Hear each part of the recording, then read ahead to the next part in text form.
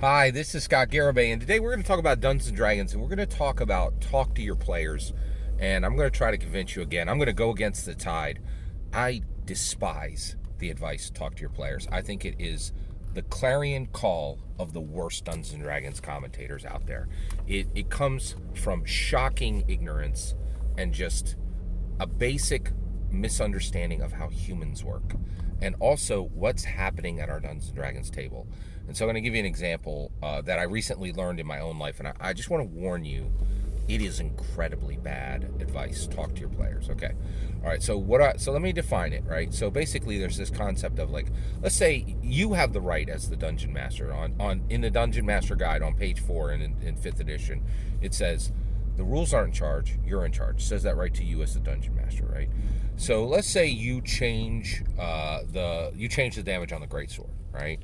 And the Greatsword is currently 2d6, right? And you change it to 1d10 plus 1d4, right? And you have a good solid reason for it, right? And you announce this, right? And then one of your players frowns at the table, right? And there's this content, and like Sly Flourish will tell you, Jenny D will tell you, DM Lair will tell you. They'll all say, talk to your player. Like, what's the matter? What don't you like about the 1d10 plus 1d4, right? And it's such bad advice, and I want to explain to you why. All right, so I'm going to give you a little tale from my life that happened recently, and this is why you don't want to get into talk to your player as a habit. It's a horribly, horribly bad idea, and I hope by the time I'm done with the story, you'll understand why. All right, so recently, my family went through a trial, okay? And it was 8 days long, and it took it took members of our family into different physical locations, right? And we weren't able to actually, and not all of the family was able to even see each other for 8 days, right? It was a very significant trial, right? We went through trial. Now, this wasn't it didn't surprise us. We're evangelical Christians. It tells you in the Bible, you're going to suffer, right? There going to be trials in life, right? So we were like, we knew what was coming. We knew, hey, nobody gets a comfort-filled life all their life, right? Trials come. We're warned of this in the Bible, right? So it happened. But Garibay had this 8-day trial, right? And now I'm happy news. The trial is done. We're all, everybody's together in the same space again, and we're picking up the pieces where a few of the things were out of line, right? And we're very blessed. Now, the biggest thing that I think was really awesome is we have family who really cared for us in this time. We had friends who cared for us in this time, and we had a church who cared for us in this time.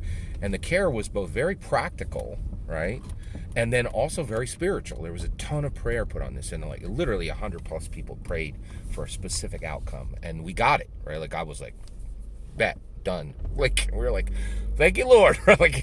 So, but we had this trial, right? Now, in this trial, there was one little event that happened, right?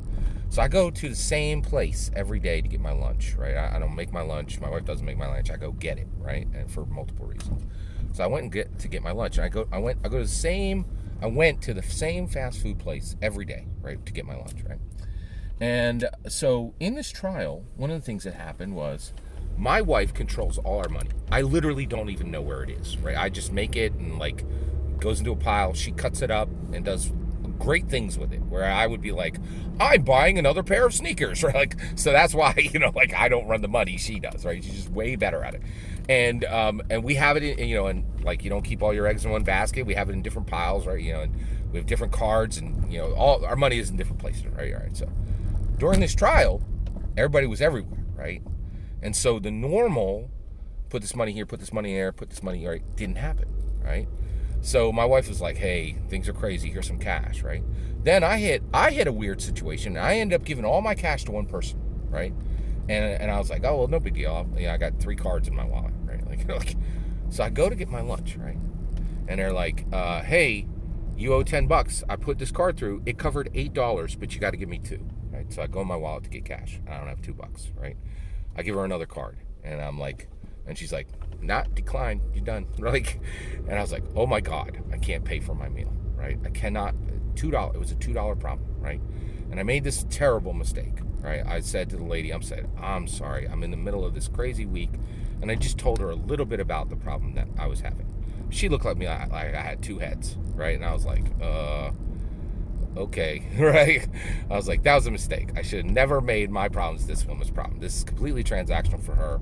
Now, I think one of the reasons why I said it was like, I go there every day, right? Like they literally know my name, right? You know, and I was like, this is a $2 problem, right? Like, you know, and that was selfish of me to like think that my $2 problem could be their $2 problem for one day, because like I'll literally be coming back the next day, and you know, so I was like, I'm terribly sorry. I'm gonna go home. I'm gonna get that $2. I'm gonna come back and I'll pay you. So I went back and I got that $2, and I went back and I paid them and I took my food.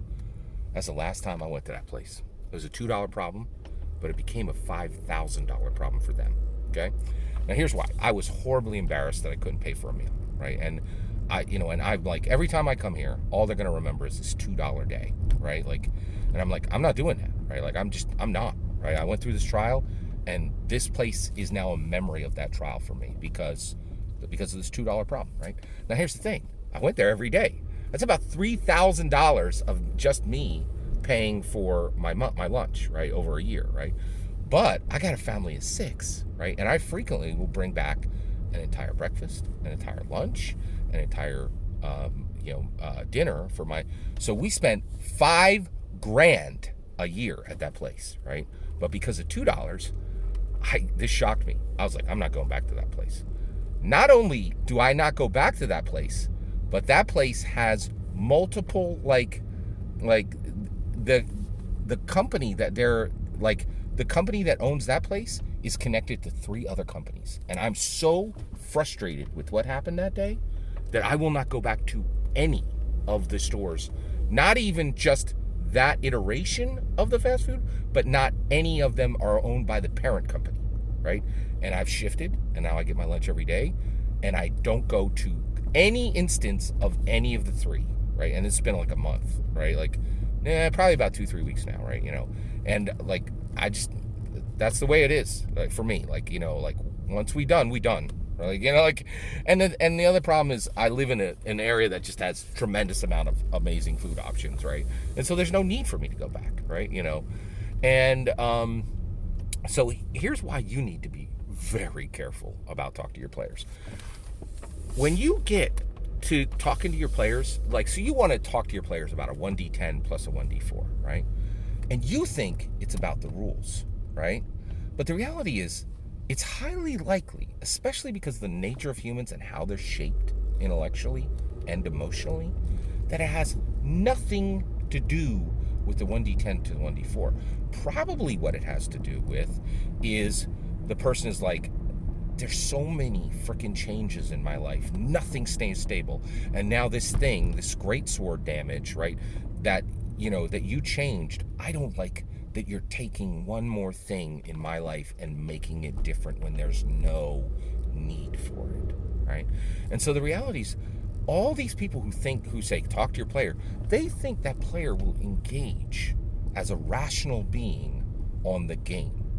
But humans are not rational, right? If you think I'm wrong about this, there's literally an economist who won a Nobel Prize, right? Like, who won literally a Nobel Prize, who said people don't make financial decisions rationally, right? And it's not just financial decisions, it's all kinds of decisions, right? People are often very irrational, right? And so if you get in the habit of having these useless, emotional, intellectual, what's wrong? Let's talk about this, where you're putting them on the couch, right?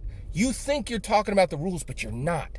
You could be in the middle of a trial that they're dealing with, some emotional thing that they're dealing with, that they're projecting onto your changes on your games. And if you just stay in the game space, right, and you see that frown, and you don't talk to them, and you're like, oh, not everybody's happy with this, right?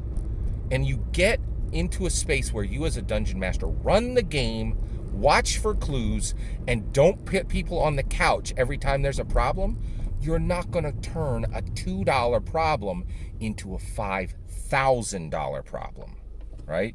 That's the issue, right? You are not going to be talking to a rational person every time you bring this up. And if you're in the habit of putting your players on the couch every time you've made a change to the game, you will hit the $2 problem. I promise you, right? And that's what frustrates me so much with the advices. And it's also coming from people who have very selected groups of players and dungeon masters, right? And the reality, but it's bad advice regardless, right? It's really, really bad advice. Do not talk to your players, right? Run the game.